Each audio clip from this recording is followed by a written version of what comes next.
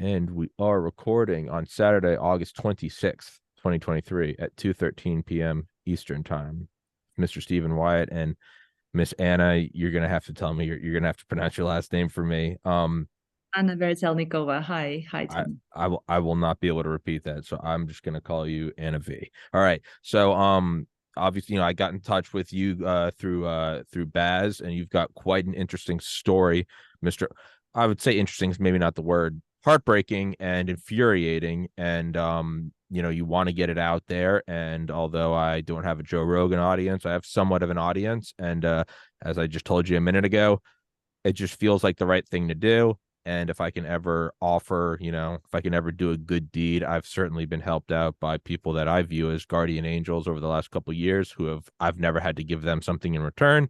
So I'm trying to just pay it forward. So real quick, Mr. Wyatt, could you introduce yourself, and then we can just get right into, and Anna, if you could introduce yourself too, and then we could get into it and you tell me what's going on. So Mr. Wyatt, the floor is yours. Thank you.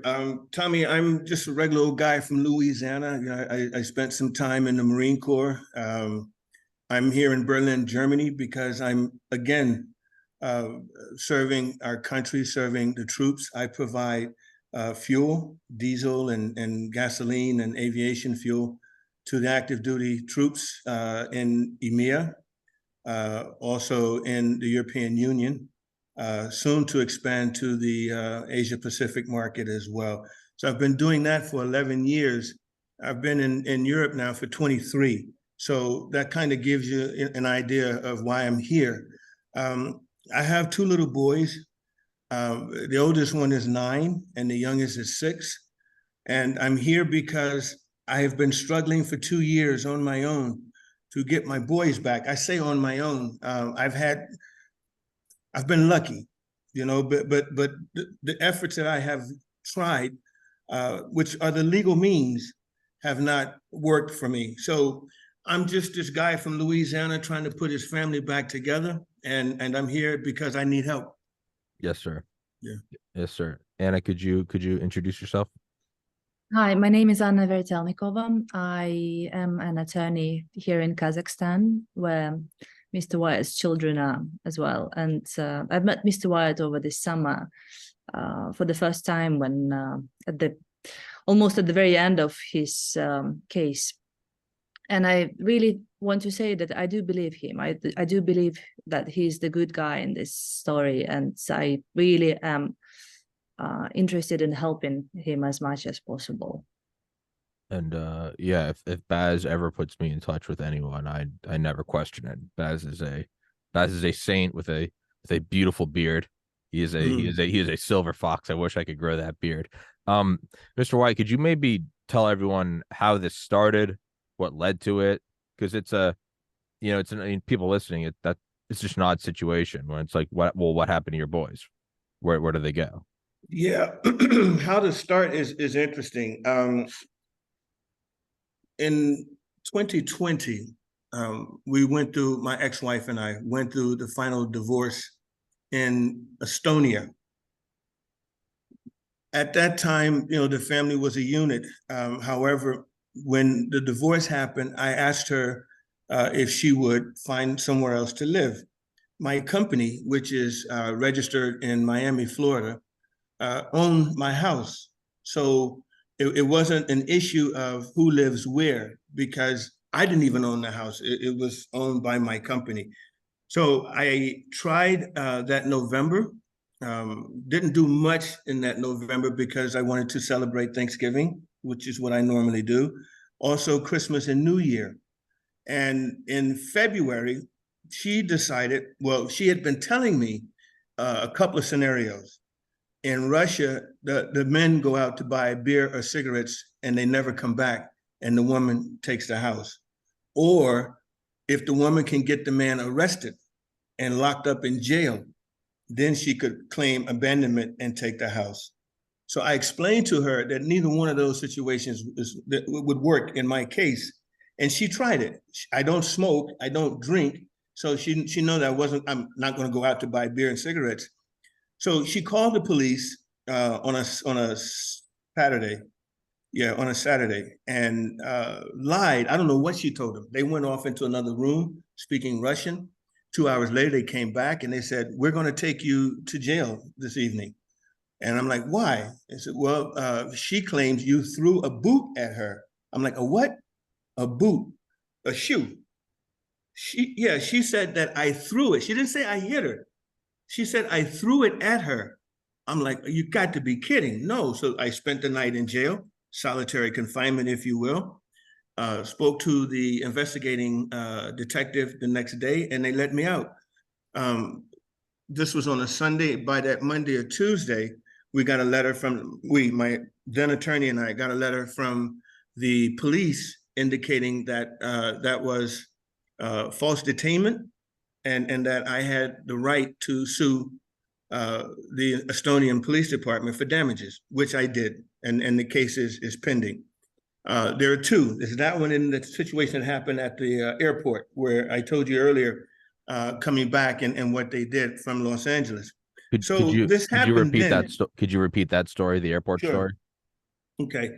In April 2022, I took my son, the youngest one, for his birthday because he had been asking to go to Los Angeles to see his grandmother, and I promised him that this would be your gift. So we went. And I told my ex-wife. She talked to the boys every day on Skype. We did some things like the Hollywood, Walk of Fame and Santa Monica Pier and a couple of things like that. And we took some photos. We shared them. She was all excited. We had a little birthday party there at the house for him, and she wished that she was there and was jealous and all this kind of stuff. So when I left Los Angeles, we called her at the airport in LAX. We got to Heathrow, called her again to tell her we were at Heathrow. And from Heathrow, we had to fly into Helsinki, Finland. So we get jacked up in Finland. Supposedly, I had kidnapped my sons. I'm like, that's not true. So they held us for about 15 minutes. And then they said, no, it's okay, you can go. I didn't think anything else about it, and when we landed in Tallinn, Estonia, which is where we were living, I was met by my ex-wife, her attorney, some guy that had been hanging around. I don't know really what he was doing, and some people from the victim's advocate thing there in Estonia. 5 Estonian national police in full riot gear with the batons and the helmets and the face shields and, all the padding and all of this. And I kept trying to explain to them that the court order said that we have joint custody and I had the right to take the kids. I didn't really, but I explained to them that, according to my attorney, it's a civil matter. The police aren't to get involved. Well, next thing you know, I'm on the ground or on the floor in the airport. The dude's got his knee on my neck. He's got me twisted up like this, my legs, all this shackled and everything. And they carried me out of the airport, like I said earlier, like hogtied, and then threw me in the back of an arrest van, dropped me off about a block from my house, threw my luggage and everything out, threw the passports out on the ground, and they took off. So I had to limp the way home because they had hurt my leg. And I eventually got there, and it took me actually about a good month before I could actually walk again without some discomfort. So this is what the police did. Now, in February of 2021, after I got back from the police, this was on a Sunday. My attorney and I made a plan, and that Thursday, when she dropped the kids off at kindergarten, I waited 15 minutes. I went behind her and I collected the kids. Put all of her stuff out of the house in bags on the side of the road there and said, look, here's your things.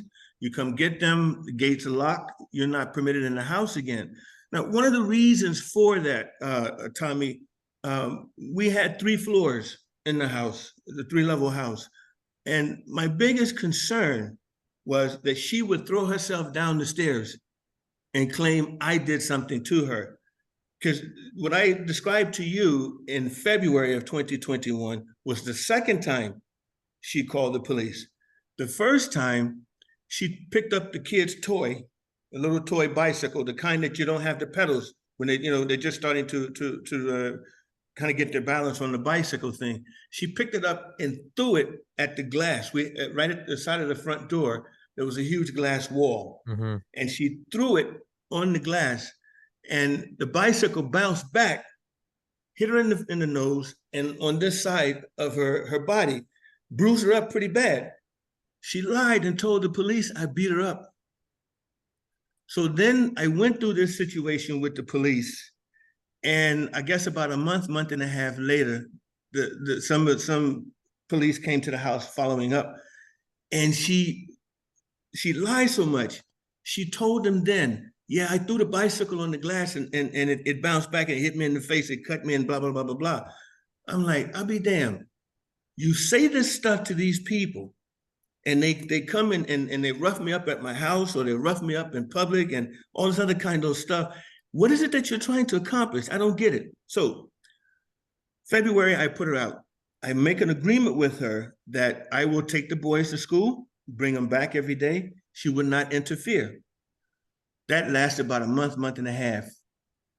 She then went to the school and told the school that she came there with the police.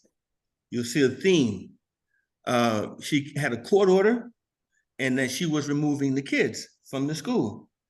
All that was a lie. So the school then starts to support her. They let her take the kids. They didn't challenge it or anything. They didn't see a police. She didn't give them a court order. This is just what she's saying. So she took the boys and she hid them for over a month in Estonia. I had no idea where they were. She moved around about 3 times. Maybe she would let me talk to them. Maybe she wouldn't. Most times she wouldn't.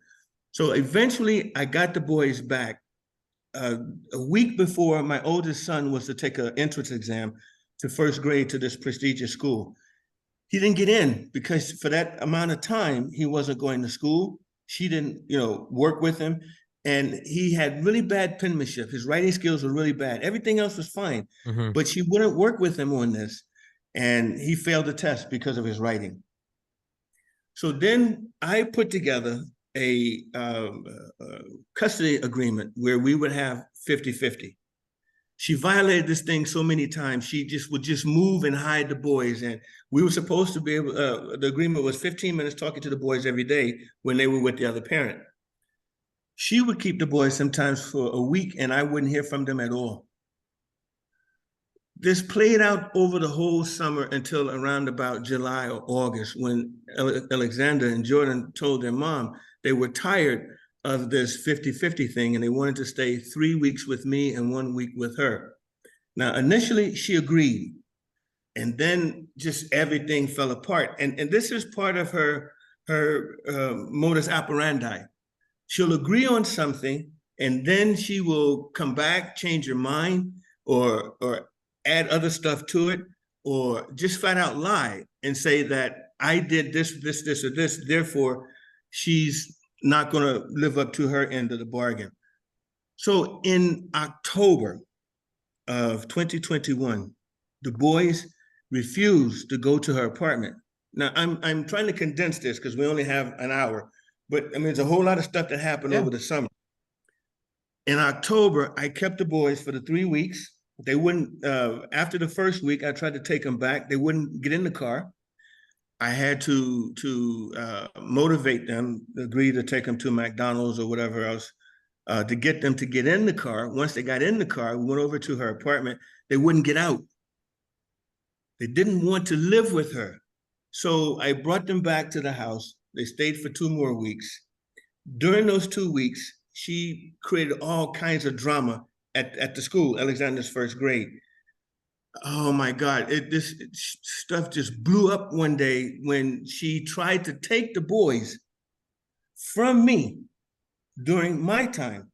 And she even got the school involved. And the school was trying to support her. There were other parents that saw what was going on and stepped in and said, no, we're not gonna let that happen. So I was able to get the boys. At the end of October, I turned them back to my ex-wife a couple of days before Thanksgiving, Halloween. Haven't seen him since.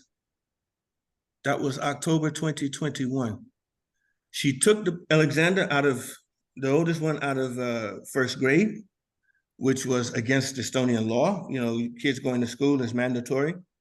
She started moving around in Estonia like she did before, wouldn't tell the police where she was, wouldn't tell Child Protective Service where she was, wouldn't adhere to any of the court orders.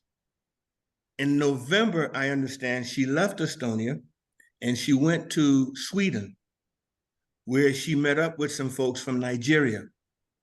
They went to the Nigerian embassy in Stockholm with forged birth certificates and got Nigerian passports from my boys, claimed some other man is the father, and changed their last name to reflect his name with fake birth certificates. One of the things that's interesting about the birth certificate is the oldest boy was born here in Berlin.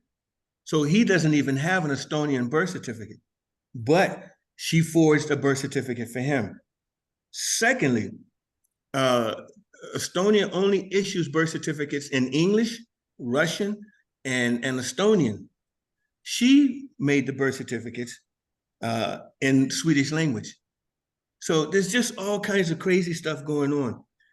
In December of 2021, December 16, she arrived into Astana, Kazakhstan with the two boys, but with the last name something else. And she's been in Kazakhstan ever since. I didn't know where she was, didn't find out where she was until this year, until February, I believe, of this year. We initiated a Hague Convention case against her. Now, we've got all kinds of evidence against her, all kinds of court orders in Estonia that she's broken. She's broken laws in Sweden. She's broken laws in Kazakhstan. She's forged all of these documents. She even got, I think, citizenship for the boys in Kazakhstan, and that's illegal because they have American citizenship, and you can't have two citizenships in Kazakhstan. I mean, just all kinds of crazy stuff, man. And the way the kids are living, meat maybe once or twice a week, pancakes, cheese, bread, fruit, vegetables, maybe once or twice a week. The school that they're attending is the worst private school, it's been reported, in Astana. We won, so we went to court. The first hearing, we won. And everything followed the rule of law and followed the way it should. And then there was an appeal. Now, the appeal was just, it's bizarre. I still don't understand it. They made some kind of decision that my sons have fully acclimated into Kazakhstan. They don't speak the language. They don't speak Kazakh. They don't speak Russian. They can't communicate with their family members in Kazakhstan. They've got maybe one or two friends. They spend all of their time indoors. They very seldom go out. It's just, I'm really worried for my kids. So the second one was the kids that have, they've acclimated. You have no contact in Estonia, so you can't go back there and you must go back to Estonia. That's not correct. That part of the ruling is wrong. The adjustment for the boys, that's wrong. There's a couple of other things. So it was completely biased, and they did everything that they could to support her. Tommy, they interrogated my sons. They made me leave the court hearing, and they interrogated my sons like they were prisoners until they got the answers they wanted from these boys. And how old? Sorry, yeah. How old are your sons? 6 years old and 9 years old. And we didn't have an opportunity to go back and clarify or anything. We could not question the boys after the court did it. These are the judges. It's what they did. There were a couple of psychologists. So we discredited the first psychologist. So they got rid of that one. They brought another one in. And when we started to go about to discredit the second psychologist, They cut us off. Said, no, you can't ask any more questions. So now I have a psychologist. We just finished a report. They just did an in-depth analysis and study on the boys and myself and everything else. And it's clear that the boys are suffering from Stockholm Syndrome. It's clear that the boys are being held as prisoners by their mother. It's clear that they want to move from Kazakhstan. They've made it very clear numerous times. They don't like Kazakhstan. They don't want to live in Kazakhstan. They don't want to live with their mom. They want to leave. And they made this very clear. And even to the point where the judges twisted what the boys were saying so that they could justify ruling in my ex-wife's favor. We then applied to the Supreme Court in Kazakhstan. They wouldn't even hear it. So now Anna and I are trying to take a different approach, which is really the last option that we have. And if they say no, I don't know where we're going to go. But the boys are there illegally. The passports are fake. The Hague Convention worked the way it's supposed to the first time. And then just all the hell broke loose, to support my ex-wife, even to the point where it seems like some laws were broken there.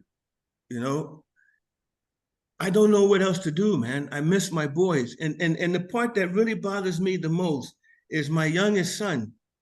Come to find out, I found out some information that's really, really devastating, that my mom just told me less than a month ago, that when my ex became pregnant for Jordan, with Jordan, the young one, she tried to abort him because she didn't want a second child. It was going to interfere with her lifestyle and maybe interfere with her appearance and all those other kind of stuff.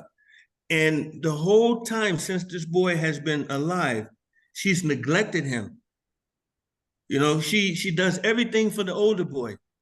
For example, she's paying tuition for the older boy to go to private school, and she's forcing the younger boy to go to public school, and he doesn't speak Russian.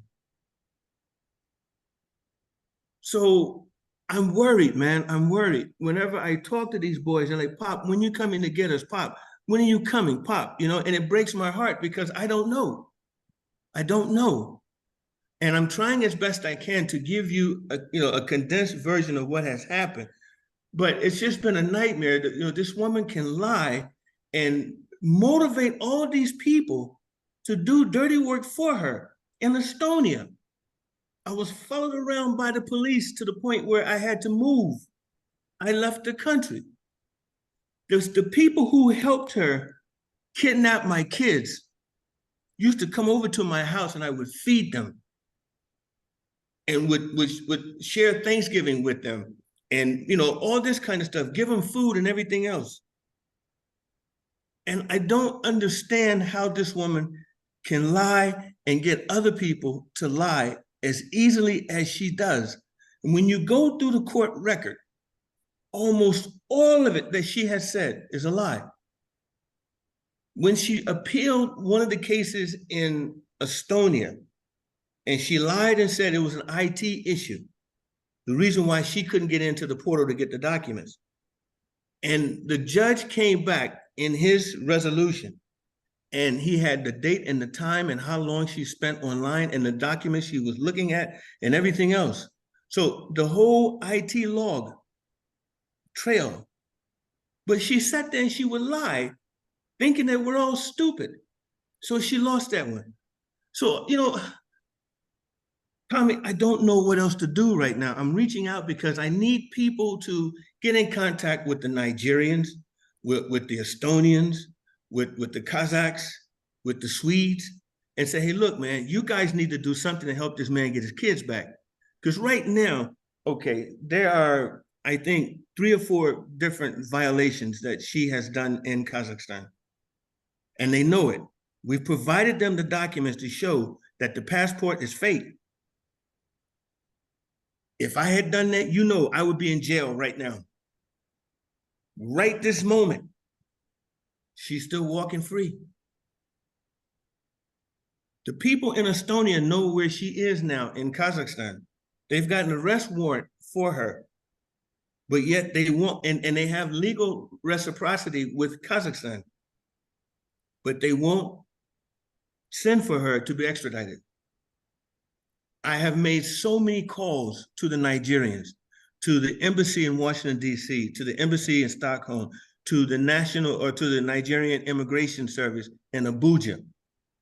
3 months, 2 months, 3 months. I don't remember how long it's been now. Nothing. Nothing. Absolutely nothing. And I've been writing to Swedish police since February. Same thing, nothing. Absolutely nothing. But I can take my kids to Los Angeles on a birthday gift and come back and get beat up at the airport, and I've done nothing. I can sit in my house watching my kids, watching TV, reading, do whatever it is, and she called all these police in the house. The next thing you know, I'm taken out of the house, arrested, not arrested, but detained, and put in a jail cell overnight. I didn't do anything. Absolutely nothing. I have followed the rule of law. Straight across, man. Have not made one violation. But she, I mean, I don't know how many violations has she made, Anna? So many that we can't count. Well, yes. I'm sorry? Quite a lot, yes. Yes. You know, and they're not doing anything to her. And I keep begging these people to please help me to get my kids back. Nobody's responding. I'm sorry, I'll interrupt you for just Please, one. go ahead. It is actually frustrating because all we ask in every country that we have addressed the police, all we ask that the investigation is done in accordance with the law. That's it. And we hear nothing back. So, and I find it quite strange, honestly. Yeah, even in Kazakhstan, where they've got the fake passports, they know that she came into the country with fake passports, and still they're doing nothing. And this is the part I don't understand. Yeah, something's off. Like, does she have access to a money stream? Is she buying people off? I think so. Yeah, something's going on. I mean, I'm not a lawyer, and frankly, I don't know what I'm doing, but in life in general. But like, how is she doing this? It seems like she's either the most charismatic person ever, or it sounds like she's got a load of dough and she's in a country where I'm sure she's just greasing a lot of palms, because something's very odd. I mean, is she seeing someone else who's got a lot of power and she winning them over? Like, what's going on? Well, the whole time we were married 8 years, she never worked. So unless she had money stashed from the time I met her until the time that we got divorced, which I don't know about, she depended on me for everything. So yeah. When I removed her from my home in February, and eventually we got the bank records, it showed from December of 2020, January, February, for a 6-month period, she was borrowing money from one of the people that helped her kidnap the kids. I think she borrowed almost 10,000 euro from that person. She borrowed another 4,000 or 5,000 euro from a person in London. And then she was getting money from these P2P transfers from her family. So these people have been propping her up, and I suspect they're doing the same. I didn't want to say it, but I suspect that they bought off the judges. Yeah.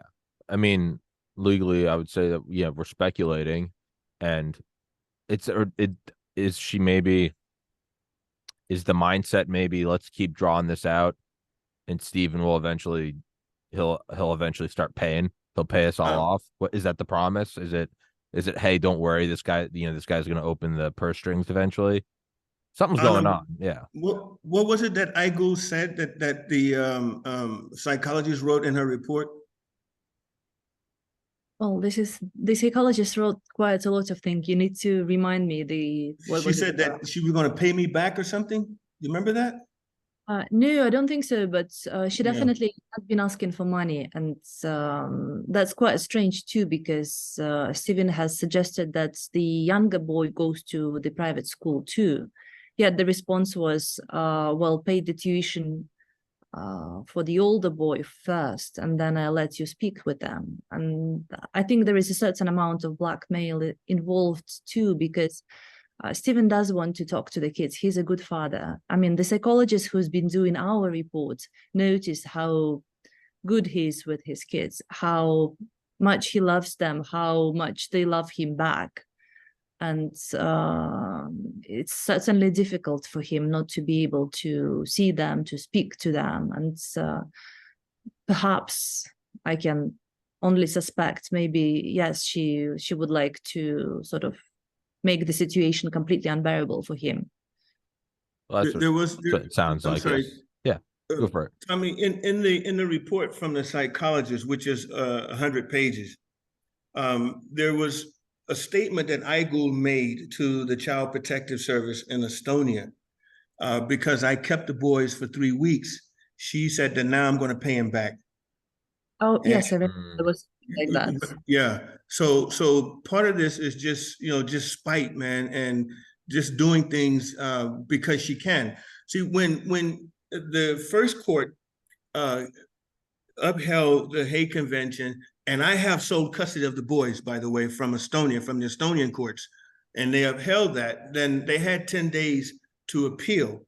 So I'm sure in those 10 days, they were nervous and strategizing and, putting together their tactics and all this kind of stuff. So when we did the appeal, the second case, the second hearing, it was from the beginning, I felt this isn't right, because I would try to talk or ask questions, and the judge would always tell me, ignore me or tell me to kind of like be quiet or this kind of thing. And then at the end of the day, I thought I would have an opportunity to speak. So just like now, we're talking, and then the judge would say, okay, that's it. We'll meet again later. I'm like, whoa, wait a minute. I can't say anything. So at the end, I got like maybe 3 minutes to talk at the end of the case, after they've done everything they were going to do to the boys. And I guess I'm supposed to some kind of way overcome that, all the stuff that they've done, and in that 3-minute period of time. She asked me once, she said, are you finished? Are you done? We have to go. We don't have too much time left. So they didn't really want to hear from me, and the whole thing was a setup. When the first psychiatrist or psychologist made statements, Alexander, I asked him, I said, hey, man, you guys want to come home? And they said, yes, Pop, we want to come home. Now, I had already told them about Berlin before I asked this question, about the playgrounds and the schools and the language and about the McDonald's and everything else here. So I said, hey, do you guys want to come home? They said, yes. We knew that home meant Berlin. Mm-hmm. However, the psychologist twisted it to say that home meant Estonia with me and my ex-wife and the 2 boys. So the family of 4. So I went back to Alexander and I recorded him again on WhatsApp with on the computer and my phone. He says, no, Pop, we want to go to Berlin. So when that happened, and then she was trying to describe how these boys have assimilated into Kazakhstan, I asked a question. I said, have you considered, did you test them for Stockholm Syndrome? Tommy, she didn't even know what that was. Psychiatrist. What? That is, yes. I know what that is. And then the judge tried to explain what it was, and the judge got it wrong. So now I'm sitting up here with 2 people that I know for sure not going to give me my kids back. The second psychiatrist or psychologist that they brought in, they didn't even let us talk to him. But here's what's interesting. In both cases, both hearings, the Child Protective Service director, a lady, said the boys should be returned to the father. The mother broke the law. The boys don't want to be here in Kazakhstan. They've not adjusted to Kazakhstan. They don't speak the language. They don't associate with their family members, their cousins and uncles and grandpas and all that kind of stuff in Kazakhstan. The boys should be returned to the father. Judge didn't want to hear it, man. And that was the head? That's the head of the Child Protective Services? I'm not certain, but she was a lady who sat in on the entire case on both hearings, and she was very familiar with the hearings. and also familiar with the Hague Convention. She was consistent in that the boys must be returned to the father. Well, And we need to get her on here.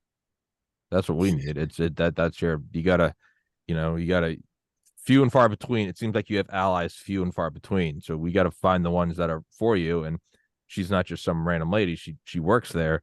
We got to get her on here to explain it. I don't know. What do you think? Because she only speaks Russian. You think we can pull that off? We can get a translator. I've done episodes with. I've done episodes. I've literally done Russian episodes with. You got a translator in between. Okay. Yeah. That would be a great idea, I think. Yeah, you'd have to find a translator. You have to, I can't provide that, but if you get someone that does both, yeah, we'll do it. We'll record it. We'll get it out Well, there. I have a translator here because of the court Perfect. hearing. So yeah, Perfect. we can get that done. Perfect. So Anna, can you arrange that then with Ina? We can certainly ask for Yeah, let's get the ball rolling. Yeah. Okay. But we'll see what she says. That seems like a valuable point. She works there. Yeah, let's get her on here and let's get her to make her statement. Because a lot of this stuff is when I bring people on here to maybe tell a story, whoever they're fighting, whatever it is that they're involved with, whatever the skirmish is, they want it quiet because the people aren't stupid.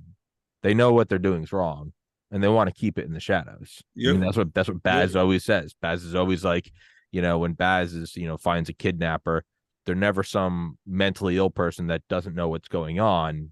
They're doing things in the shadows because they know goddamn well what they're doing is wrong. Yeah. So let's just do the opposite. Let's just bring it on the camera and make a big fuss about it. Exactly. I think another point Stephen was making is that the Child Protective Services lady, she really knew the case. She knew the case. She knew the situation. It sounds like. And all that. And the psychologist who questioned the children, she even got the youngest child's age wrong. Yeah. She said when she testified before the court, she said the boy was 4, and at that age, children really need to be with the mother. But in fact, the boy was 6. And as our new psychologist experts described in her report, 6 is the age when the boys are starting to lean towards the father. And it's really important for them to have the father figure in their lives. And kids are not even allowed to speak to the father on the phone. Just recently, about a month ago, if that long, my ex was asking for money. And I said, okay, I want to see my sons. And we would been to whatever it was that she wanted. And every time she asked for something, we would give it. And in the end, she comes up with some bullshit about, I don't trust you. Okay, what is it that you don't trust about me? Silence, no response. You're going to take the kids to the U.S. and not bring them back and I won't see them. Look, I've been to the U.S. with the boys and we came back. So, you need to stop that lie. But you're the one that's doing to me what you don't want to happen to you. So you need to stop. So we offered all the things that she wanted and she still said no. And in the end, I told her, well, I'm not giving you any money at all. I'm not going to pay you to kidnap my kids and to hold them prisoner. She said, okay, then you won't talk to them ever again. So from that time, again, another block of time where I don't have access to my sons. Monday was my birthday. And I asked her thank you. I asked her several times to let me talk to my boys. Have you paid yet? That was her answer. And then later on during the week, I think it was Wednesday or Thursday, she sends an email. Have you paid the tuition for Alexander? So I'm not paying anything as long as she continues to do this because and I hate to do that, Tommy, because it hurts the boys more. But the moment I pay for one thing, the next time she wants something, she'll come and say, Here, give me some more money. Yeah. And if I say no, you're not going to talk to the boys. Yeah. So the leverage that I have right now, unfortunately, is the fact that I haven't paid her anything. Yeah. And look, Tommy, custody is Stephen's. The court in Estonia has ruled on it, and it has considered quite important facts about the mother's behavior, and the court of law decided that full custody over the children should be given to Stephen, and that's important. I think that's something we should keep in mind and consider. Well, it's very important. That's what the court said. The court very said. Important. Now, all the facts between the Estonian court and the Kazakh courts are the same. They didn't change. Well, they did change. You can add now kidnapping and hostage taking on Igul's side, but nothing from what I did that would justify the courts making the decision that they made. They wanted to look at Berlin or Germany, kind of funny, as being less than Kazakhstan. So we don't know what kind of danger that they may be in with their father in Germany. So to clarify the point, the court sort of used Article 13 of the convention, which allows not to return the children if returning they are facing risk of harm or damage or something of that sort. And what sort of harm can come to them in Germany? I mean, as I understand the practice over these sorts of cases, yes, children might not be returned to a country where the war is ongoing. Yeah. Country with really difficult food and water situation, for example. But in this case, there is no harm. And as the court saw that, I mean, there was evidence before the court that the father never tried to prevent the boys from talking to their mother. So obviously, I can't see how that will change. Yet the court is taking the route which really surprises me, and I think that this is the route we are going to appeal. And I really want to be heard on this situation. Was that like the major factor? Was that kind of the thing that they were leaning on, saying it's not safe to go to Berlin? It's not exactly what they said. Okay. They said they used this article incorrectly, as I understand it, because this article is really used when there is the risk of bodily harm, really. Yeah, it's like it's going to Niger or going to middle Ukraine. It's Yemen or some shit like that. Yeah. Going to middle Yemen. So I guess my point is so they said that if they are returned to Europe, the boys will be deprived of their mother, which will cause psychological harm. This is a very incorrect, in my opinion, this is extremely inappropriate use of Article 13 of the Convention. And secondly, there was no evidence that Stephen has ever prevented the mother from visiting or speaking to the kids. Yes, she is wanted in Europe, but the point is, it's not for nothing. And of course, she can go to any other country to see the boys. So I think this part of the decision has applied the convention in a really inappropriate manner. Clearly, I'm not a lawyer. Can you just flip that on them? Do you just move to the U.S.? Exactly. I mean, they can meet in any other move to country. The U.S. and then do you buy a tiny apartment right next door and say, that's yours, you can come here and visit the kids whenever you want, and I'm living in suburban Miami? Completely flip it on them. That's the only thing I can think of. Clearly, I'm not a lawyer. I'm a biology major, but that's the only thing I can think of. It's interesting you say that, because her attorneys brought that up in the first hearing. Why don't you buy her an apartment in Berlin so that she could have a place to stay when she comes to visit the boys? I'm like, what's wrong with Airbnb? Or what's wrong with a hotel? Why do I have to keep supporting this woman? I divorced her. No, I'm with you, man. I'm with you. I'm on your side 1,000%. I'm just looking at it as like what would be a just complete, because you say Airbnb, they're gonna find some crack in that and be like, well, what if they stop renting? If I were you, I would just nuke it. I'd be like, move to a country club in Florida and buy her an apartment. I'm with you, man. It's bullshit. I'm just trying to look at what would be like an airtight case. But the point is, there was no evidence to Yeah, no, show I know. Yeah. can't see the boys if the boys are with the father. Quite the opposite. I mean, now Stephen can't see the boys because they are with the mother. Yeah. Yeah. You know, one of the things that really bothers me, and it goes to the mind of this woman, she would put some other man's name down as their father. Yeah. And I supported these boys from the day that they were born until the time she left with them. Everything, man, everything. I taught them how to read. I taught them math.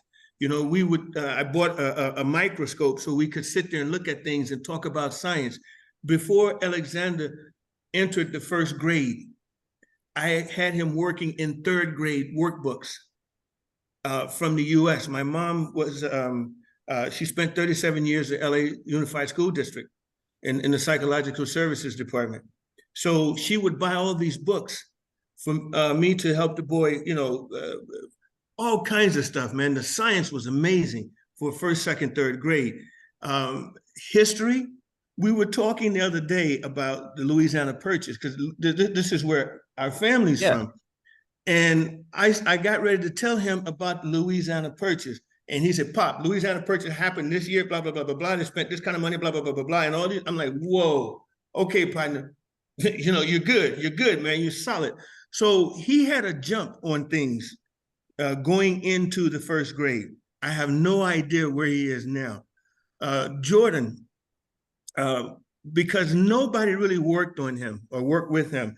When Alexander was born, obviously, you know, we put a lot of focus and attention.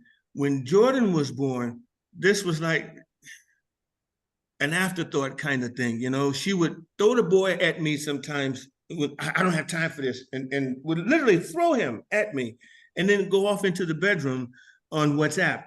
Look, 90% of the time when we were married, she was on WhatsApp chatting back to the girls in Kazakhstan in Russian. My mom even made a point one time, we got into a big argument, and I was telling her to get a job. And my mom said, what, she still doesn't have a job? She's been looking for 2 years? I said, yeah. And then she'd walk past the bedroom, and there she is on the bed, either on the phone or asleep, middle of the day. But here's the funny thing, though, Tommy. After I moved her from my home, she was working in less than 2 weeks. Yeah. Working in less than 2 weeks, man. Funny and how that, yeah. That, I'm sorry? I said funny, interesting. Yeah, when you really want it, you can go get it. I don't speak Estonian, so I can't get a job in here in Estonia. But I go, come on, this BS. It's not how it works. Everybody speaks English. You know, but according to her, she couldn't find one until she had to fend for herself. There's just so many things like that in this story where she tells so many lies, man, that she doesn't keep track of them. And she tells one lie to cover up the first lie, and then she doesn't realize that. Then she has to then tell just a series of lies. She and I, we can be sitting here on this broadcast, and I guarantee you, every 5 minutes, every 6 minutes, we will be correcting a lie that she said just a few minutes prior. I used to record our conversations when we would argue. And I said, well, you said this. No, I didn't. I said, yes, you said that. No, I didn't. We're still in arguing now. Listen to this. And I would play back the recording. It's not me. That's you. I didn't say that. Come on. Oh, okay. You just said that 5 minutes. No, I didn't. That's psychotic. That's that's next level. That's next level crazy. Yes. Yeah. Yes. I mean, it was just the stuff that she would lie about. I said, look, you know, you lie when the truth would serve you better. But you can't help but lie. There's something maybe valuable in that if she got a job in 2 weeks, so she can drop the whole bullshit shtick of laying in bed in the middle of the day, sleeping or scrolling on WhatsApp. She knows self-preservation. That's an interesting fact. Yeah. You should keep that in your. She will defend herself when she can. So there's something, I don't know what it is, but you should keep that in mind when fighting her legally. If you can put her in a situation where she'll clearly she knows how to do self-preservation. I think that's something valuable. If she can get a job in 2 weeks, she knows that, she knows that when, she's put in the limelight that she will act. So that's an important fact, I think. I had another attorney in Estonia that was not part of the case. And I called her to tell her that we had won the first, Hague Convention case.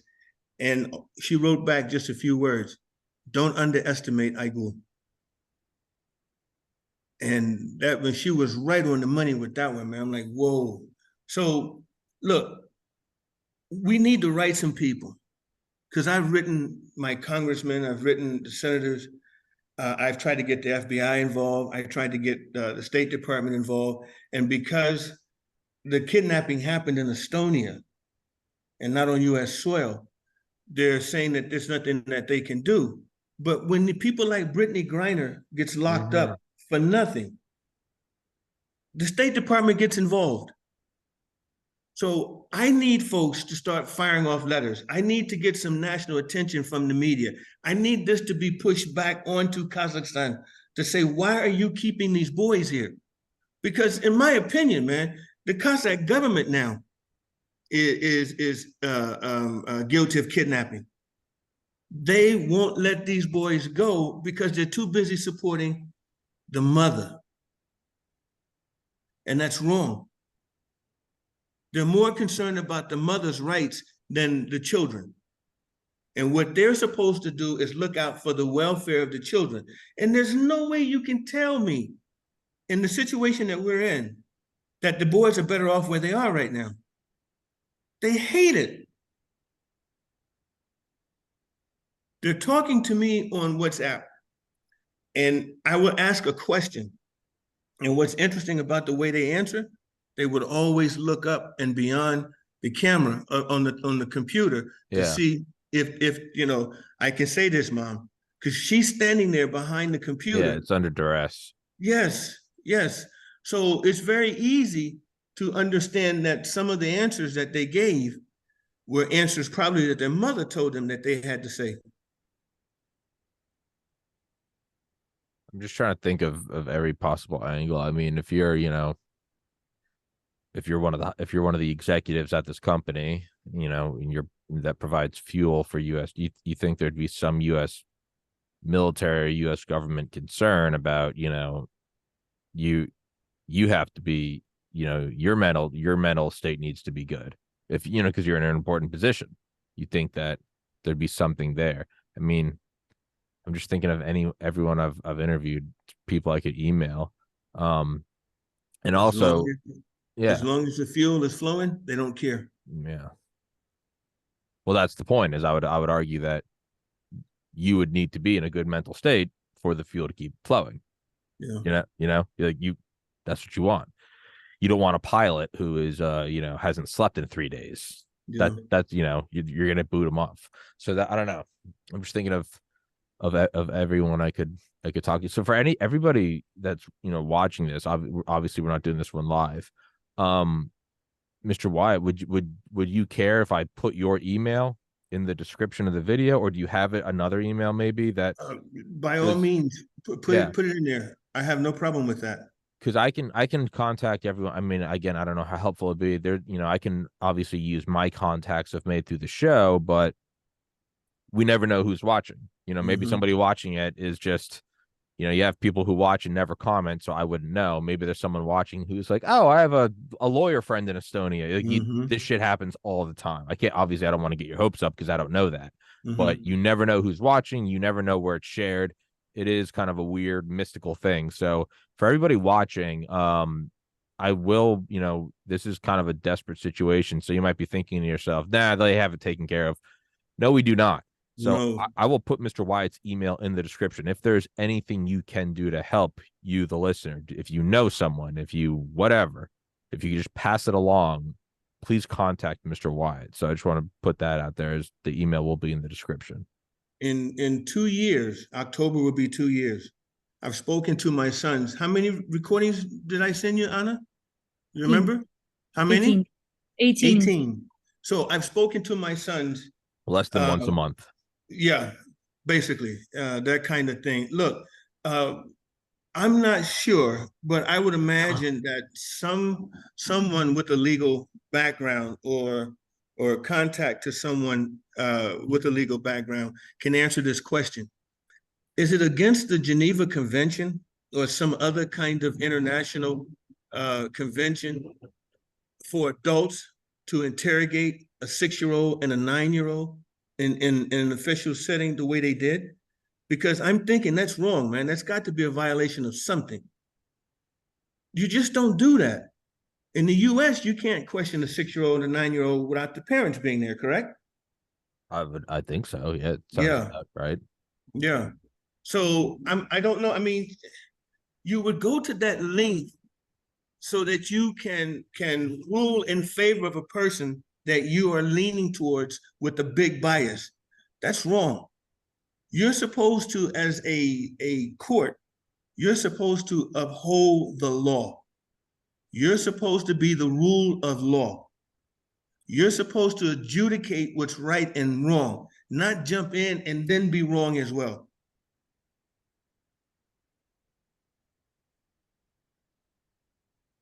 You know, let me look at my calendar right now. Just thinking what we could do is, let's see. Yeah, I'll if you guys, it's up to you.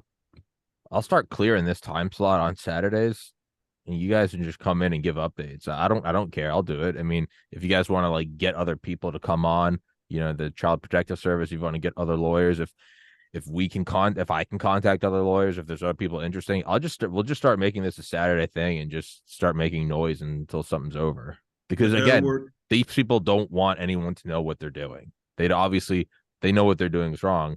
I'm fine with just being loud and annoying and, you know, making a shitstorm for them. I don't give a shit. Let's do it, man. That's what we need. Let's go to war. Anna, why don't you describe some of the things that you're working on now? Can you? You mean on your case? Yes. Yes, Well, yes. for me, I like the idea, but I'd certainly appreciate an earlier spot. Yeah, that's possible because it's I know it's late your time. I know right now. Yes. Yeah. So what we are doing right now, because we've commissioned an expert report and we had quite a few findings. I'm not going to share the details at this stage because the case is still ongoing, but the psychologist's conclusion basically is that kids are better off with the father. They should have the father figure in their lives, and they really leaned towards the father while living in Estonia. That's what the psychologist is saying. So we will be filing an appeal and contacting the office of the prosecutor to support our cause, because as I said, and I'm not going to legal details because I'm sure it will be too boring for the public, but the convention has not been applied correctly after in the Court of Appeal, I think. And of course we'll be appealing that. And we expect we'll have, if the case goes public, unfortunately, we expect we'll have a lot of people supporting the mother's side, because without really knowing the facts, without really knowing Stephen and how good he is with his kids, people tend to lean towards the mother. And I would really very much like to avoid that. I would really like people to hear the both sides, because we don't mind hearing the side of the mother, because we know that we are ready to fight an honest fight, and it has not been fought honestly so far. Well, I mean, that's what we are basically doing. So one thing you can also do is, you know, offer her to come on and she won't do it, but that's also a strong thing. Is if, you know, people who might lean towards the mother, you could argue like, hey man, Stephen comes on this show every week and he's willing to talk. She won't even do that. That alone, you know, when people say no comment, it's like, well, no comment is a comment. I don't have an answer. That is an answer. The absence of coming to a debate to talk at all is very much so an answer. So again, that's kind of the purpose of having the megaphone, having the spotlight, if someone won't even show up, that is a massive answer in itself. So if y'all want, I will just you guys can start having the Saturday slot. I don't care. Like I don't care. Like let's do it. I don't bring as many people on as you want. I don't. We'll, I think it's a good idea, perhaps, to offer to her to come on. absolutely. But like you said, she won't. However, if she does, she's going to play the victim. Sure. Everything happens to her, but she's the one that's actually taking the action. See, Sure. I'm the one that's supposed to take the kids to California and keep her from the kids, but that's what she's doing to me. I'm the one that's supposed to have been violent, but in fact, she was the one doing that to me. And people would buy this, would believe into this, and they would see that these are lies. But they would continue on down that road. And this is the part that blows my mind. Why? You know, look at the boys. Look at the boys. We're supposed to be here for the betterment of my sons. Me and my ex-wife be damned. We're supposed to be here to support those boys. She's made this all about her. Mm. You know, the whole thing is only about her. So I'm really, really angry. Mm-hmm. I'm frustrated. I haven't had a good night's sleep, man. I'm so right now, I'm so exhausted. Yeah. I haven't slept in, I don't know, months to have a real good night's sleep. I thought when we went through the first hearing that this would come to an end fairly soon, but that was in March or April or May, the decision in March. And here we are in September. And this thing just keeps dragging on and on and on. And unfortunately, if we don't get an opportunity this time through the prosecutor or the court system to look at this case, we've exhausted all of our, from my understanding, we've exhausted all of our options through the court system. Through local court, yes, but we have we can apply internationally, and we are definitely prepared to do that if we don't get justice. It's just been a nightmare, you know. I'm sick and tired of it. I just want my boys. They're sick and tired of it. I look at my sons, I look at their face, and it breaks my heart. And the thing that bothers me, really, when I talk to them, I really want to see them. I want to talk to them. But at the same token, I have to steel myself because, Pop, when you coming to get us? Pop, when are we coming home? I don't have an answer. See, the youngest one, he asked me one day, he said, Pop, never leave me. And I promised him I will never leave you.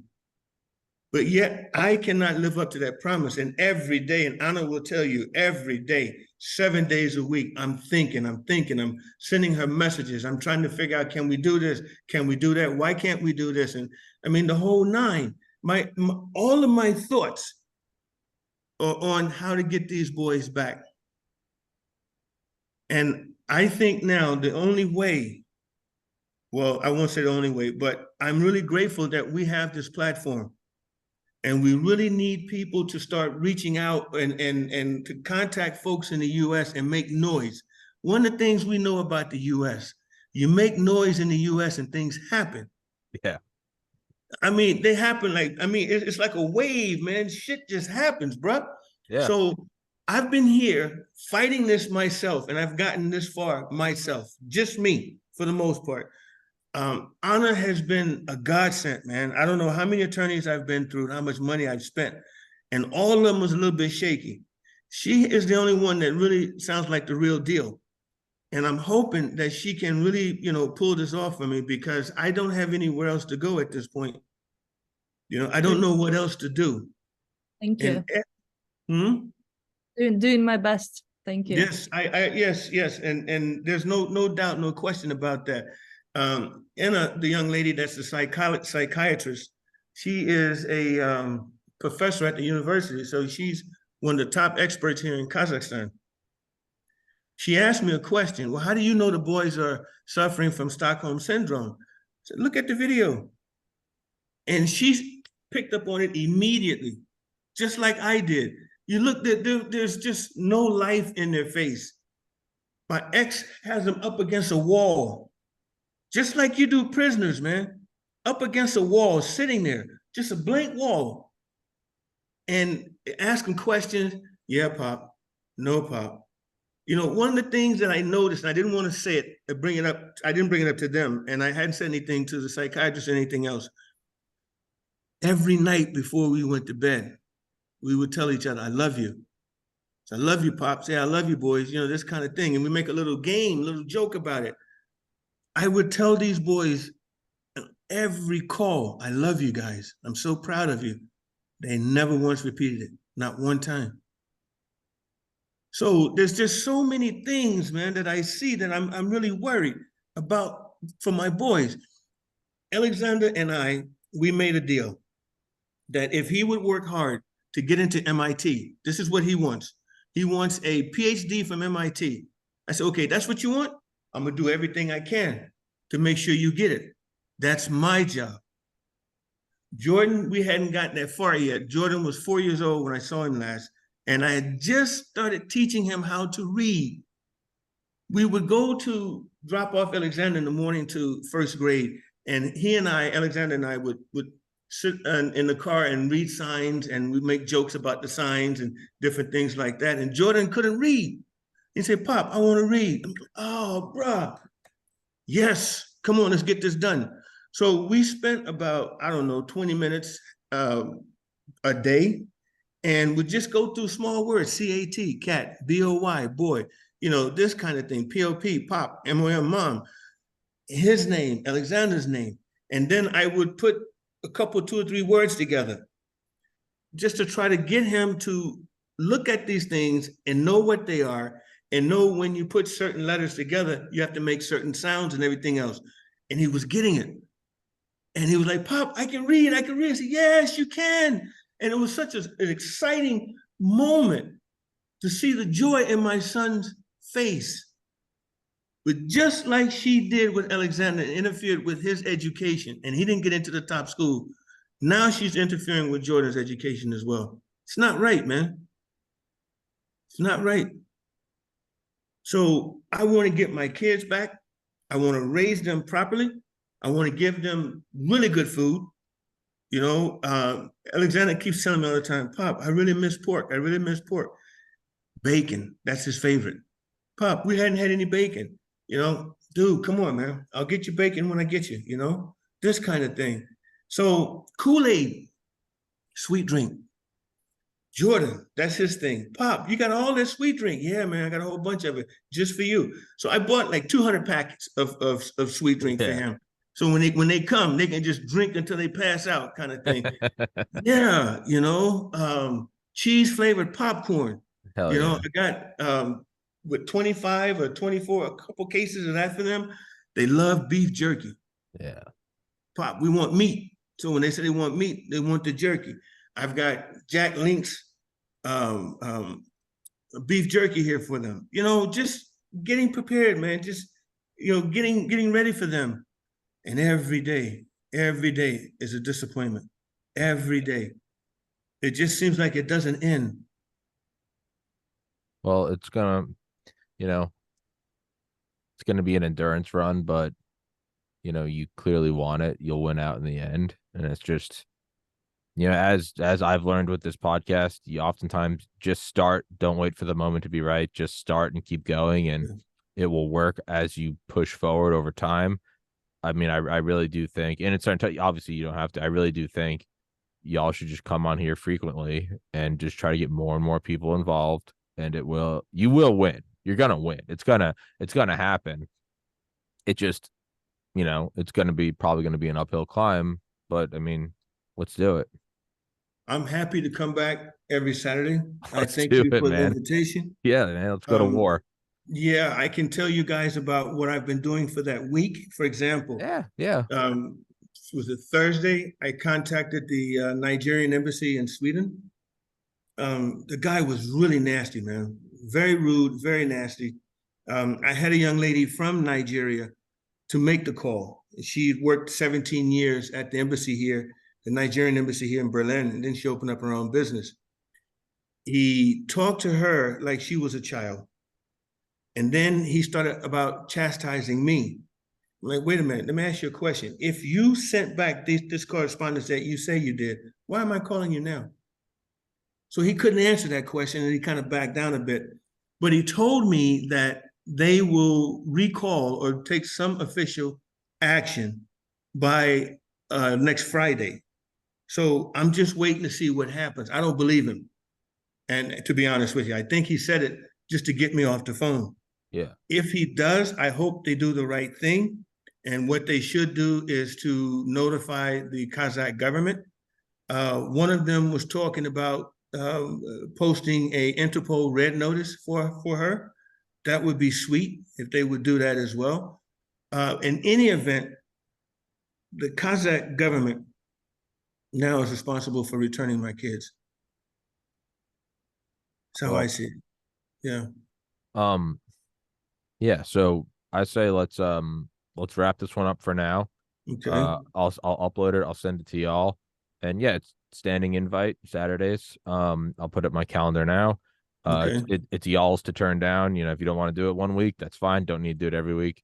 If you want to do it every week, we can do it every week. I'll start reserving Saturdays for you guys. And Okay. you know, I'll contact whoever I can contact. Obviously, I can't promise anything, and I don't want to get anyone's hopes up, but you know, you never know. And yeah, I think we should do that. I'll put your email in the description for people to reach out if they want. And aside from that, I say this is a good start. And I think if we just keep doing this, we'll get better at it and get people on. And I really do think we'll make some progress. You can also feel free to put the Washington, D.C. number on. Yeah, sure. The 202 number in the Yeah. event somebody wants to call me from the U.S. Yeah, let's do it. Tommy, we're not looking for guarantees. You know, that just doesn't happen. Yeah. The fact that you opened up this platform for us, I'm very appreciative. Of course, If brother. something happens as a result of it, obviously I'm going to be ecstatic. If it doesn't, you know, I'll try and manage my disappointment like I have with everything else. And like you said, keep pushing on. You know, perseverance for me is a positive and a negative at the same time, because perseverance never comes in the time frame that you want it, but it shows up. Look, every day I go back to my training from the Marine Corps. And when I was at MCRD San Diego, and we were climbing this hill, it was taking advantage of me. I was struggling. And the drill instructor ran down, he got into my ear, and he kept saying, "One more step, Private, one more step, one more step, Private, one more step." And I started chanting this. Don't worry about what's at the top of the hill. Focus on that next step. And I used that every single day of my life since he told me that. Getting through the university, opening up my business, just everything, one more step. So I'm treating this the same way. And I know you're right, perseverance, we'll get there. I just want to get there now where I can still have a positive influence on these boys, because if it's 3, 4, 5 years down the road, they're pretty much set, you know, and there's going to be a lot of work to have to change their perspective and everything else. So I want to get them while I can shape them still and put them on the right road. But yeah, perseverance, man. One more step. I would say don't get lost in 5, 6 more years. Don't get yourself down. And you know what? If it does take 5 or 6 years, all right, fuck it. That's the hand you've been dealt, and work with it. You know, that they'll be 11, 14. You know, my dad was still yelling at me when I was 28 and changed me. So you still got some time, right? I mean, I'm 33, and you know, my dad still tells me I'm an idiot, and I change. So you know, we'll work with it. And yeah, as Dale always tells me, 10-meter targets. Don't worry about. He's like, when you're on a 3-day mission, he goes 10-meter targets. There's a bad guy, shoot him. There's a rock, we're gonna go hide behind the rock. There's another rock, we're gonna go reload behind the rock. 10-meter targets. The next thing you know, you've gone across an entire country and the mission's over. So I mean, this is episode 1332.